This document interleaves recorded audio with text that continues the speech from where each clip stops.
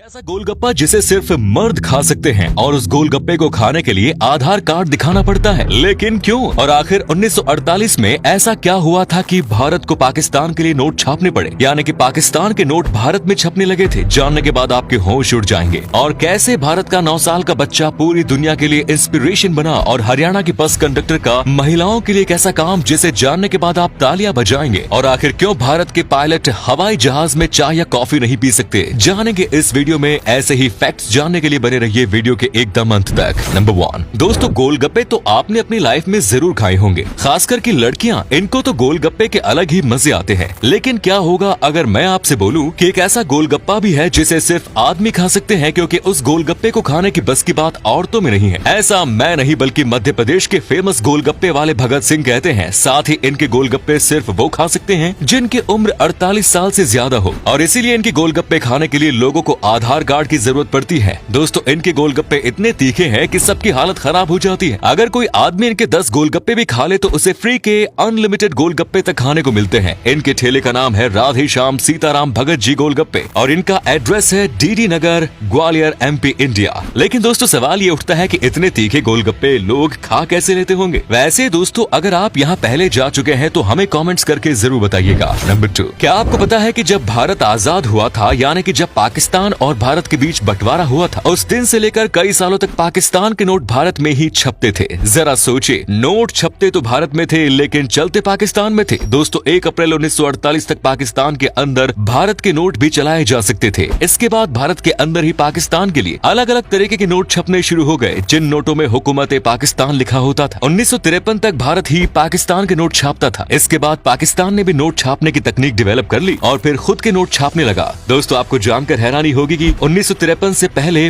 पाकिस्तान के सभी नोटों पर भारत के ही गवर्नर के सिग्नेचर होते थे। नंबर 3, दोस्तों एक बच्चा बेचने वाले आदमी ने बिहार के एक 9 साल के बच्चे को पढ़ाई का लालच देकर 15,000 में एक अमीर घर में बेच दिया। जब वो बच्चा उस अमीर घर में पहुंचा और उसने पूछा कि हम पढ़ाई कब करेंगे, तब उसे जवाब मिला कि तुम यहाँ पढ़ने नहीं बल्कि काम करने आए हो, तुम्हें मैंने खरीदा है और तुम मेरे नौकर हो। वो लड़का ये सुनते ही रोने लगा, लेकिन किसी ने उसे जाने नहीं दिया। उसे वही नौकर बनाकर रखा गया। उसने कई बार भागने की कोशिश भी की, लेकिन हर बार गार्ड उसे पकड़ लेते थे। पकड़े जाने पर उस बच्चे को बेल्ट मारी पड़ती थी। उसकी जिंदगी नर्क से बदतर हो गई थी, लेकिन फिर एक दिन अचानक एक चाइल्ड लेबर रेस्क्यू टीम ने उसे छुड़ाया। आज वो इंसान उन बच्चों को बचाने में लगा है जो उसी तरह कहीं फंसे हैं। दोस्तों ये कोई मनगढ़ंत कहानी नहीं है, और उस बच्चे का नाम है वशिष्ठ सम्राट, जो एक UPSC क्रैकर है और अब तो एक IAS ऑफिसर। दोस्तों इस आदमी की बाल मजदूर से लेकर IAS ऑफिसर बनने की कहानी आपको कैसे लगी, कमेंट्स में जरूर बताएं। नंबर 4, ये घटना है हरियाणा रोडवेज की, जहां एक बस चंडीगढ़ से सिरसा जा रही थी। इस बस में 2 लड़कियां भी थी जिन्हें कैथल नाम की जगह जाना था, लेकिन बस में बैठी ये लड़कियां ईयरफोन लगाकर गाने सुन रही थी, जिस वजह से जब कैथल बस स्टैंड आया और बस कंडक्टर विकास यादव ने कैथल यात्रियों को उतरने के लिए आवाज लगाई, तो वो लड़कियां विकास की आवाज नहीं सुन पाई और बस कैथल से 15 किलोमीटर आगे बाता गाँव पहुँच गयी। तब विकास को शक हुआ कि इन लड़कियों को तो कैथल उतरना था। विकास ने तुरंत बस रुकवाई और फोन लगाकर लड़कियों के पापा से बात की और कहा कि आपकी लड़कियां गलती से आगे आ गई हैं। तब लड़कियों के पापा ने कहा कि बेटा आप इनको बाता बस स्टैंड पर उतार दो, मैं अभी 15 मिनट में कार से इनको लेने आ रहा हूँ। लेकिन रात ज्यादा हो रही थी और इसीलिए विकास ने लड़कियों को अकेला उतारना सही नहीं समझा और उनके पिता के आने तक बस को वहीं रोक कर इंतजार किया। दोस्तों बस कंडक्टर विकास के लिए एक लाइक तो बनता है। नंबर 5, क्या आपको पता है कि भारत के पायलट चाहकर भी एयरप्लेन के अंदर चाय कॉफी नहीं पी सकते? ऐसा सिर्फ भारत के पायलटों के साथ ही नहीं बल्कि दुनिया के कई और देशों के पायलटों के साथ भी होता है। जैसा कि आपको पता है कि चाय और कॉफी ऐसी चीज है जिसे गरम गरम पीने में ही मजा आता है। और सोचिए कि अगर कोई पायलट चाय पी रहा हो और उस समय एयरप्लेन थोड़ा सा हिल जाए, यानी कि एयरप्लेन शेक कर जाए, तो फिर वो चाय या कॉफी एयरप्लेन के कंट्रोल पैनल पर गिर जाएगा, जिससे ये भी हो सकता है कि पायलट एयरप्लेन के ऊपर अपना कंट्रोल खो दे। और ये कोई मजाक नहीं है, क्योंकि इतिहास में कई बार ऐसा हो चुका है कि कंट्रोल पैनल पर चाय या कॉफी गिरने की वजह से एयरप्लेन दुर्घटना हुई हो, और यही वजह है कि पायलट्स को एयरप्लेन में चाय या कॉफी नहीं पीने दिया जाता।